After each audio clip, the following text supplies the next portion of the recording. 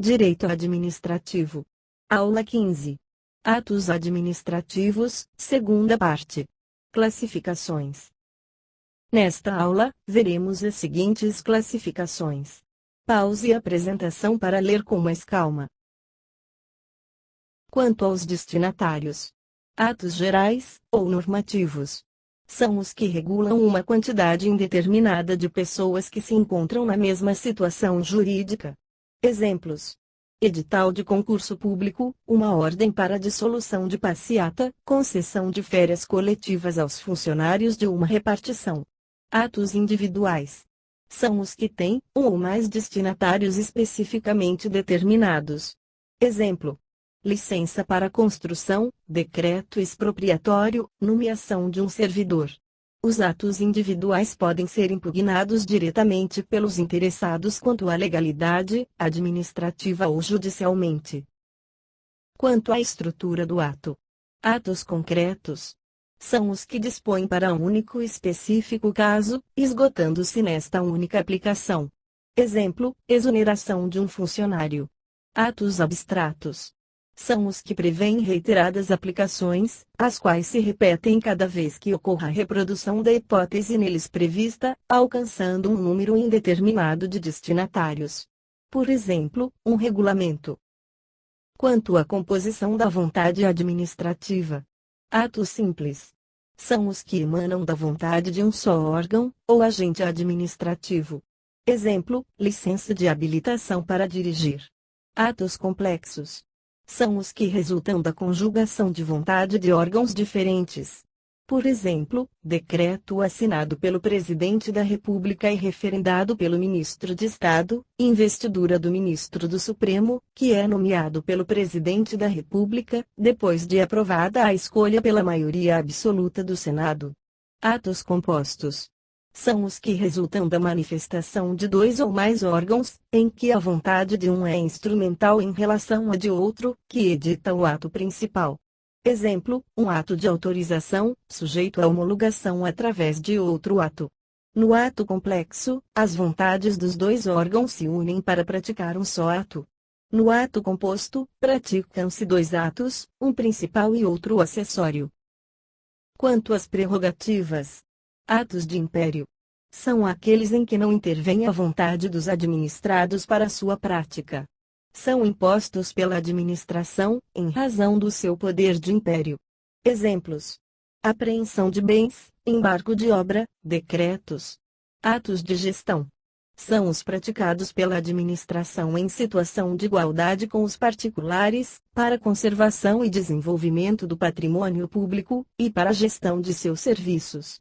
Exemplos: negócios contratuais de aquisição ou alienação de bens. Não existe a coercibilidade própria dos atos de império, daí se aplicando o direito comum.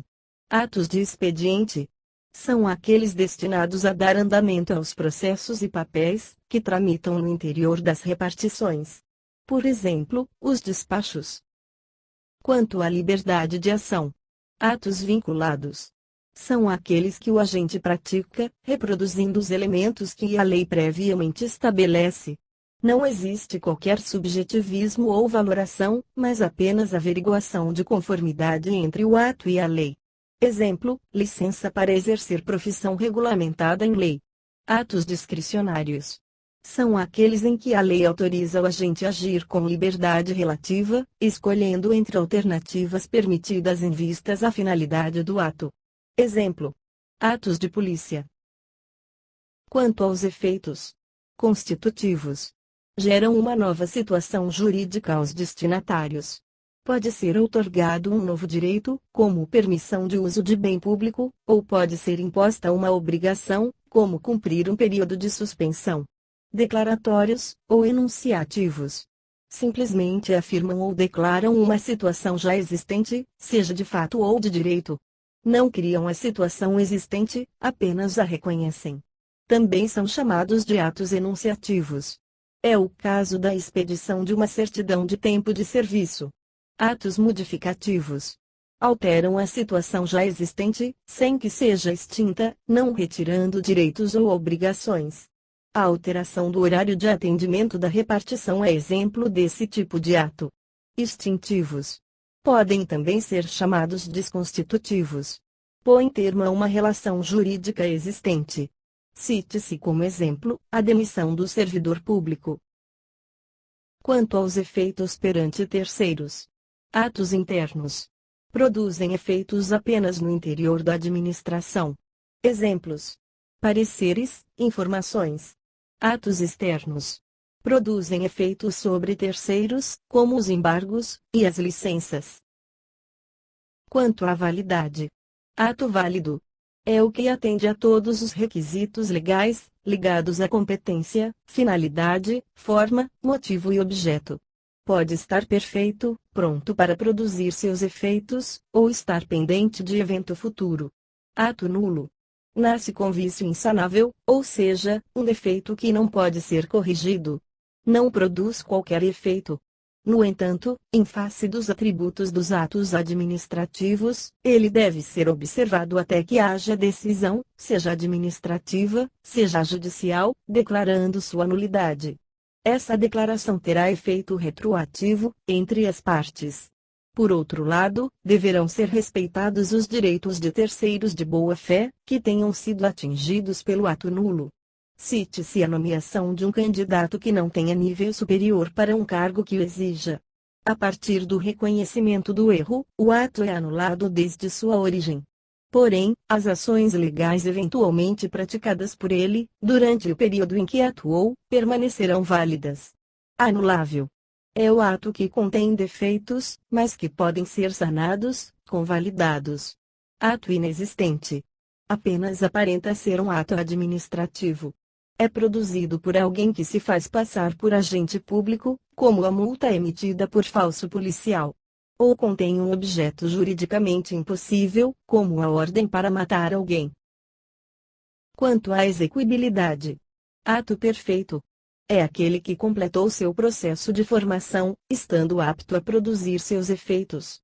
Perfeição não se confunde com validade. A validade é a adequação do ato à lei. A perfeição refere-se às etapas de sua formação. Imperfeito. É o ato que não completou seu processo de formação. Portanto, não está apto a produzir seus efeitos, faltando, por exemplo, a homologação, publicação, ou outro requisito apontado pela lei. Pendente. Para produzir seus efeitos, sujeita-se à condição ou termo, mas já completou seu ciclo de formação. Está apenas aguardando o implemento da condição ou do termo. Por isso não se confunde com o ato imperfeito. Condição é evento futuro incerto, como o casamento. Termo é evento futuro e certo, como uma data específica. Consumado é o ato que já produziu todos os seus efeitos, nada mais havendo para realizar. Exemplifique-se com a exoneração ou a concessão de licença para doar sangue. Quanto à retratabilidade. Ato irrevogável. É aquele que se tornou insuscetível de revogação, por ter produzido todos os seus efeitos, ou por ter gerado direito subjetivo para o beneficiário, ou por resultar de coisa julgada administrativa. A coisa julgada administrativa é a decisão dada pela administração, da qual não caiba mais recurso. Não impede a reapreciação do ato pelo Poder Judiciário. A tendência moderna é considerar-se a irrevogabilidade do ato administrativo como regra, e a revogabilidade como exceção, para dar-se cada vez mais estabilidade às relações entre a administração e os administrados. Ato revogável. É aquele que a administração, e somente ela, pode invalidar, por motivos de conveniência, ou oportunidade. Nesses atos, devem ser respeitados todos os efeitos já produzidos, porque decorrem de manifestação válida da administração. A revogação opera efeitos somente a partir da decisão. Em princípio, todo ato administrativo é revogável, até que se torne irretratável para a administração, nos casos vistos acima. Ato suspensível. É aquele em que a administração pode fazer cessar os seus efeitos, em determinadas circunstâncias ou por certo tempo, embora mantendo o ato, para a oportuna restauração de sua operatividade. Difere da revogação. A revogação retira o ato do mundo jurídico, ao passo que a suspensão apenas susta a sua execuibilidade do ato. Em geral, a suspensão do ato cabe à própria administração. Mas, por exceção, em mandado de segurança e em certas ações, como interditos possessórios, nunciação de obra nova e ações cautelares, é admissível a suspensão liminar do ato administrativo pelo Judiciário. Quanto ao modo de execução, atos autoexecutáveis dispensam ordem judicial para que a administração os possa exercer, como já vimos nas aulas sobre poderes da administração. É a regra. Não autoexecutáveis. Só podem ser exercidos se houver ordem judicial. Revisão. Nesta aula, vimos as principais classificações do ato administrativo. Bons estudos!